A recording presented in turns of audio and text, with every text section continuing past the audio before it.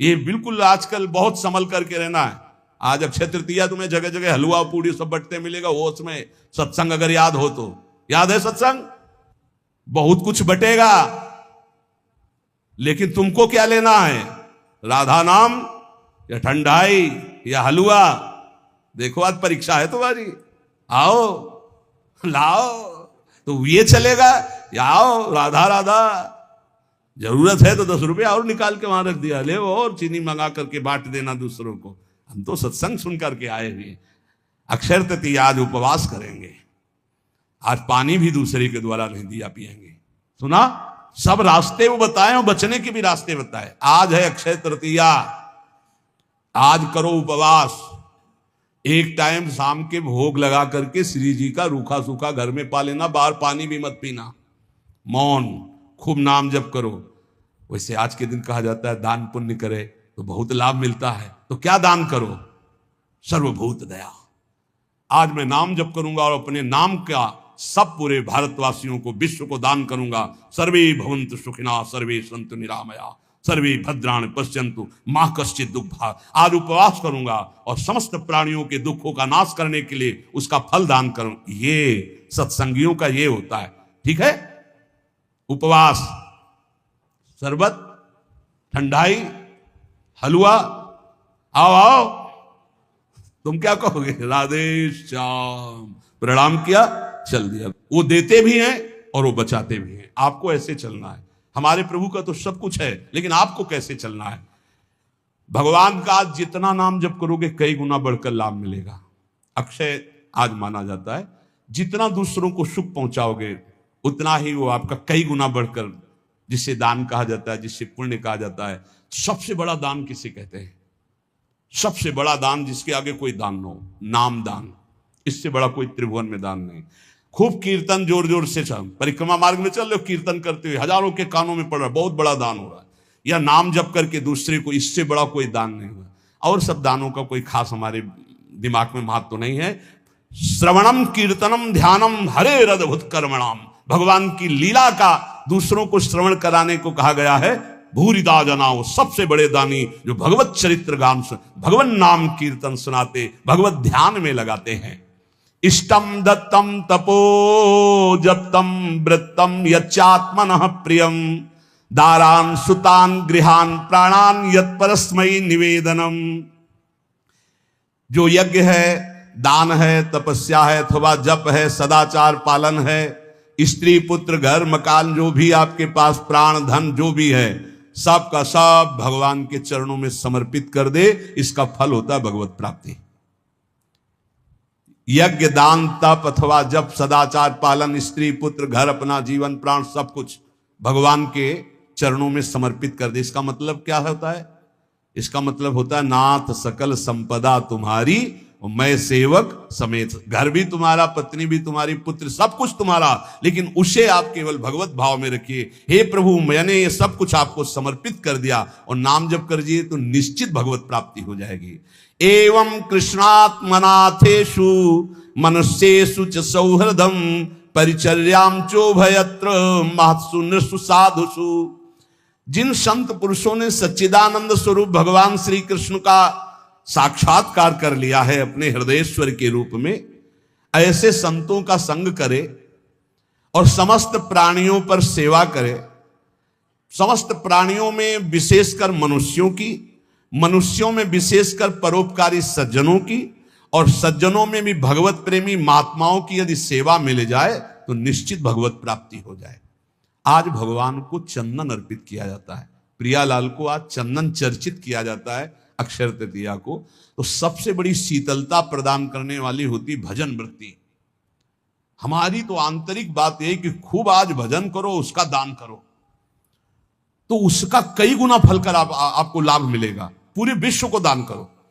जितना आज भजन करो, उसके बाद कहो हे प्रभु, पूरे विश्व स्वरूप में आप हो, आपको ये भजन देते हैं, सबका मंगल हो, सब निरोग हो, सब सुखी हो। वो जाएगा और कई गुना बढ़ करके पूरे विश्व का सुकृत लेके आपके पास आएगा। इसलिए भगवत प्राप्ति होती है उन संतों को जो अपने लिए भजन न करके जगत के लिए भजन करते हैं। पर इसके लिए हिम्मत चाहिए। बोले सुबह से उपवास के भजन हम कर रहे हैं, हम पूरे संसार को भजन दे दें, तो जब आप पूरे संसार को देंगे तो पूरे संसार का सुकृत आपके पास लौट करके आएगा, तो आप बहुत बड़े सुकृतवान, बहुत बड़े कृपा पात्र हो जाएंगे। परस्परानुकथनम पावनम भगवद्यशः मिथोरतिर्मियस्तुष्टिर्निवृत्तिर्मिथ आत्मनः। जब कभी वार्ता करो तो बैठकर प्रभु की चर्चा ही करो। परस्परानुकथनम पावनम भगवद्यशः, भगवत यश के बीच में हमारी जबान रहे। इधर उधर अनुकूलता प्रतिकूलता वाली बातें नहीं होनी चाहिए। जब परस्पर चर्चा हो, आज तो विशेष सावधान रहना, किसी की निंदा मत कर देना, नहीं अक्षय हो जाएगी, उसका बहुत बड़ा पाप लगेगा। आज मौन रहना, खूब नाम जप करना, दूसरे का पानी भी मत पीना, अपनी मेहनत से जो एक बार उसको उदर में डाल लेना, खूब भजन करना, ये अवसर आते हैं। देखो अपना तो रोज अक्षय तृतीया है, अपनी तो रोज अक्षय, हर मिनट अक्षय है, राधा अक्षय, ये कहा जाए क्षय होगा क्या? हर समय अक्षय है। लेकिन ये हम उनके लिए कह रहे हैं जो संसार मार्ग के प्रति कभी कभी वृंदावन आए, कभी कभी ऐसे पावन तिथि पर्वों पर सौभाग्य मिलता है। किसी का मत खाना, किसी के भी द्वारा मत पीना, कोई भी पदार्थ देने पर।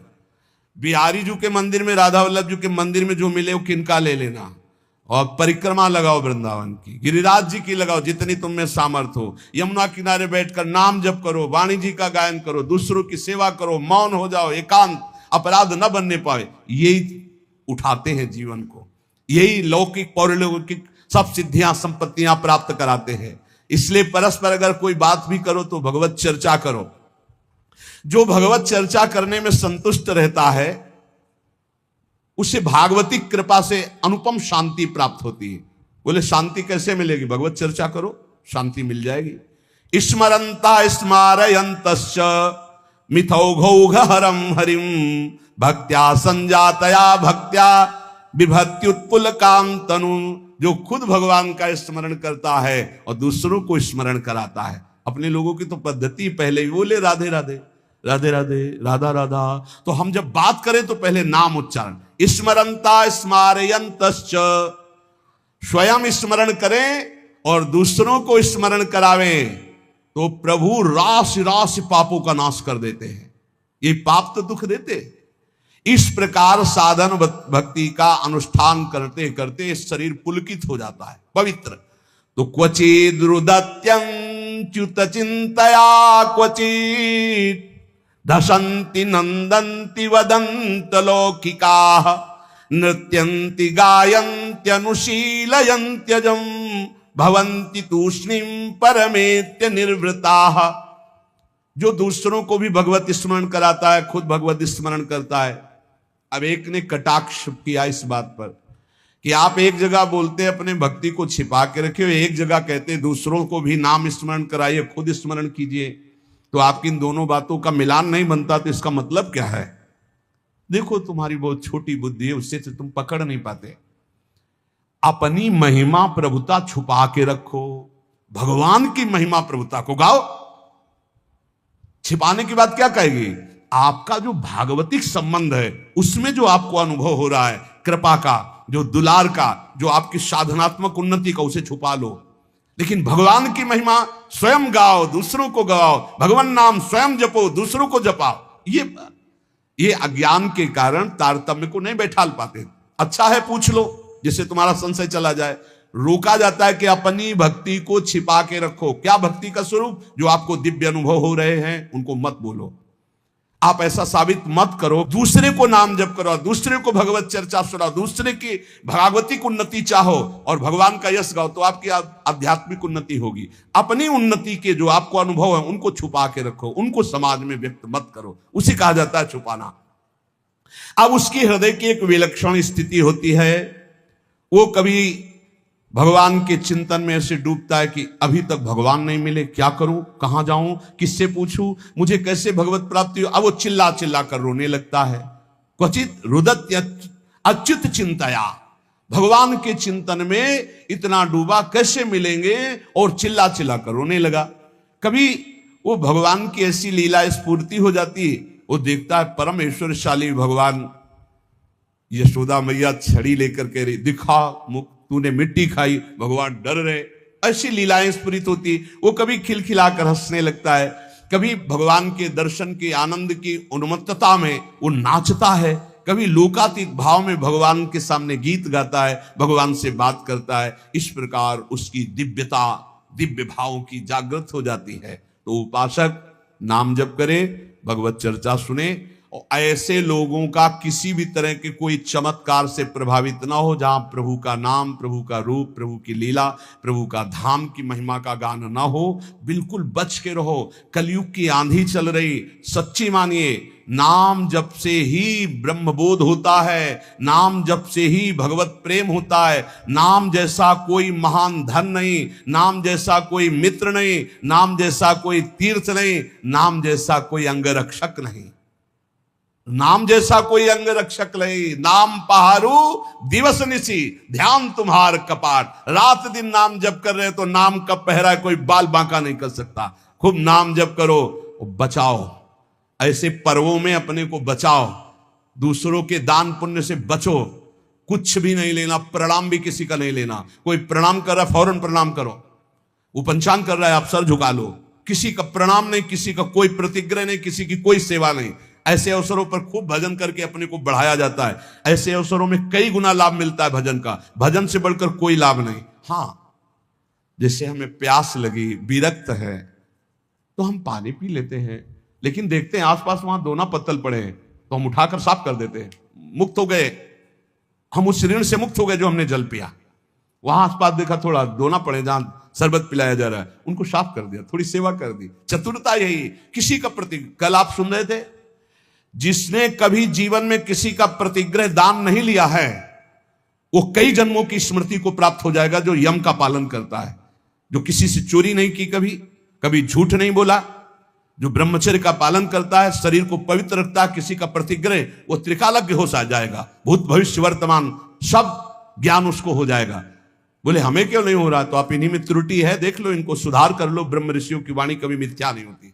तो जितने सत्संगी जन है, सबसे प्रार्थना है आज खूब नाम जप करो, वैसे रोज जप करो, लेकिन आज विशेष जप करो, और किसी का भी कोई प्रतिग्रह दान सेवा स्वीकार ना करो।